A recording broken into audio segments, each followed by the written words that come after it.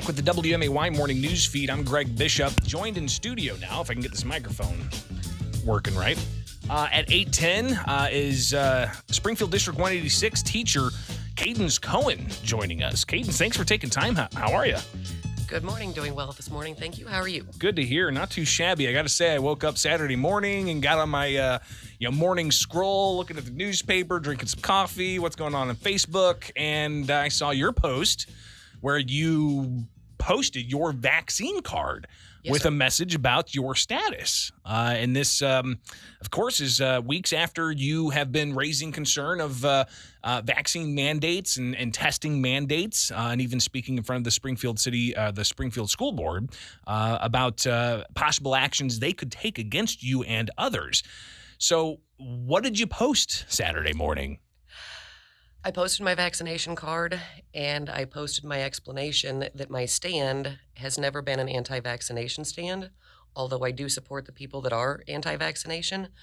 My stand all the way along has been anti-mandate. I am against the idea of one man being able to tell an entire population what they have to do as far as their medical decisions, about the ability to send their kids to school in person or having to do it remotely, or businesses being allowed to stay open, or businesses having to close. I am completely against all mandates. And I mean, it goes across the entire spectrum as well. And you talked briefly off air about how it impacted property owners and rental property owners in particular. So yeah, these types of mandates have been impactful across the spectrum. But that was something you were standing up to give voice to against opposing these mandates. When you posted your vaccine status online, what was some of the reaction that you got from maybe some of those who were your ardent critics?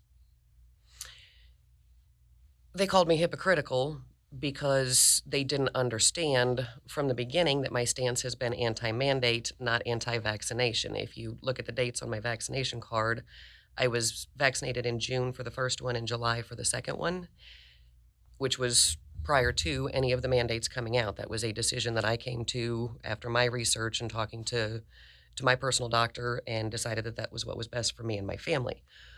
But I have friends with kids with health issues. I have friends that are of childbearing age that are concerned about long-term effects, and I support their ability to be anti-vax.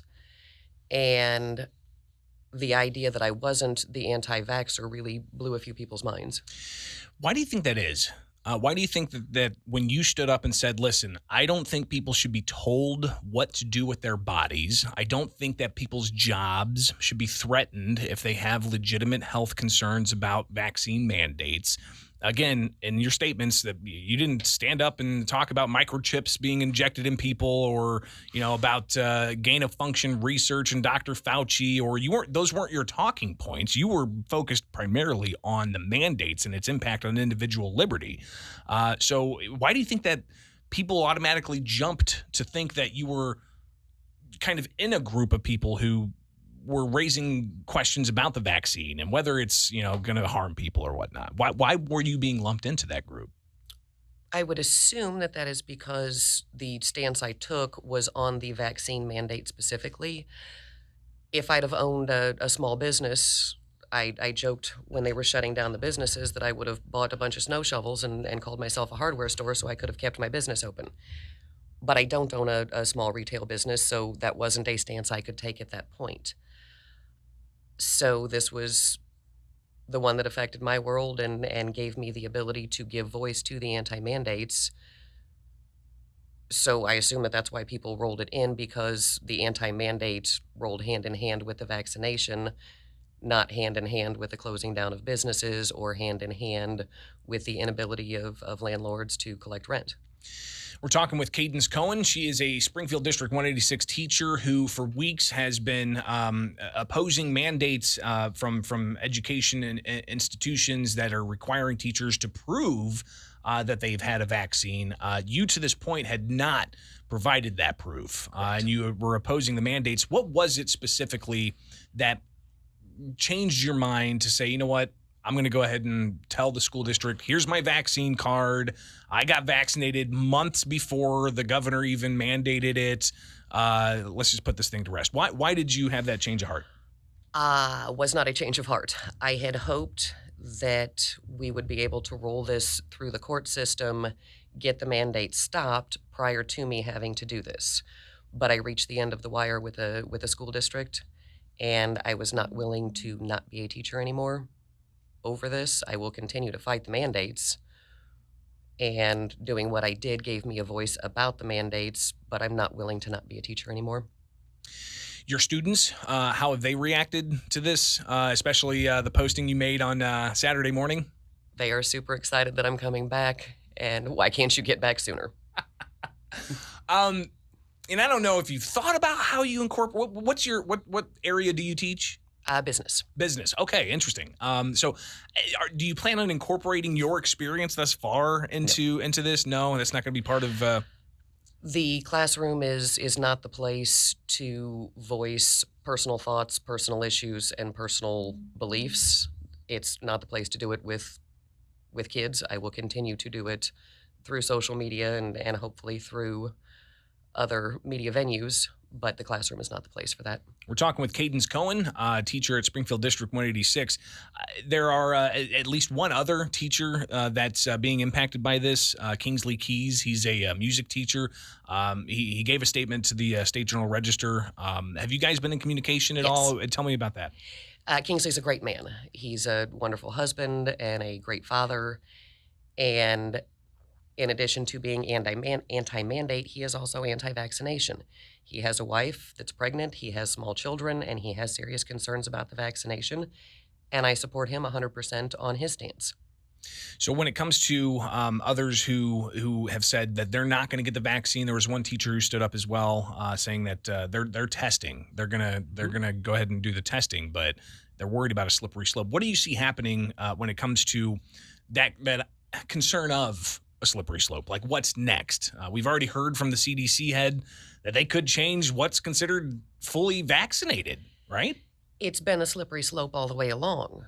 It was when our last president was in office. I've come up with this great vaccine. Everybody should take it. Oh, no, don't take that. It hasn't been tested long enough. All right, now everybody has to take it. This is a good idea, but we're not going to mandate it. Then it turns into, okay, we are going to mandate it for some people, but you have the option to test. Then some places are now pulling back the option to test. And like you said, we've now got the third shot that's supposed to come in, and I don't know where it stops.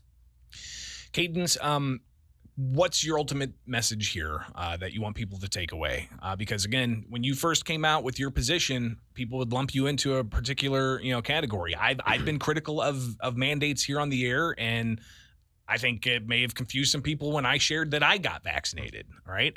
Months ago, months before any of these mandates were happening, I looked at the research myself, and I made the decision, you know what, I'm going to go ahead and do this. What do you want people to take away from this, who may have been confused about your position on vaccines when now you're saying it never was about the vaccine? We live in a country of laws. This country was set up with a wonderful system of checks and balances that you cannot have one person in charge of making rules or mandates across all areas. None of this has gone through the legislature. None of this has gone through the judicial branch.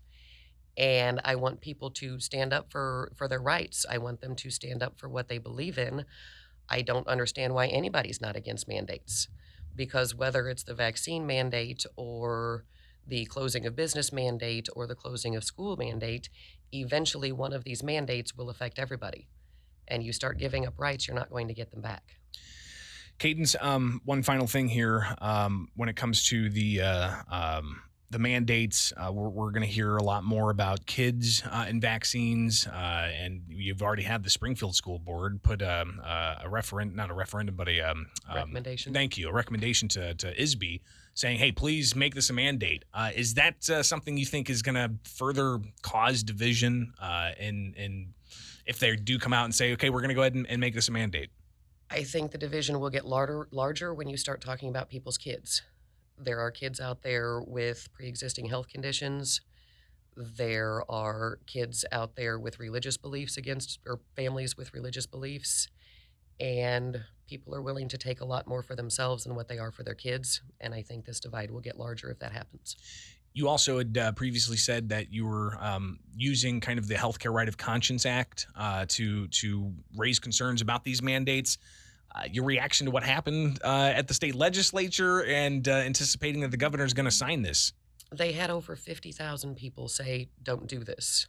And they did it anyway. That appalled me. And the idea that the law was written wasn't clear also appalled me. It's not like some guy was sitting there at 3 o'clock in the morning typing up some law and there it became. They've got a barrage of lawyers and people that read and reread to make sure the law is written in the manner they want it written. And it was very clear. Now, they didn't exactly change the law, so it'll be interesting to see how that plays out in June. Yeah, it's like a declaration. It's Right. not. Not even a change of the law. I've seen some analysis to that effect, and it will be interesting to see how the courts may interpret this if it comes to that. Right. So we'll keep a close eye on it. Kadence Koen, thank you so much for being open about this and really kind of spurring this issue and making it something that the community is talking about. Talk about the importance of that and why you felt that it was necessary to kind of give voice to those who are in opposition to what they may see as government overreach. Thank you, and thank you for having me on and helping to clarify my stance. It is the WMAY morning news feed. Thanks again to Kadence for joining us here in studio. Now 8:22, and let's take a look at that.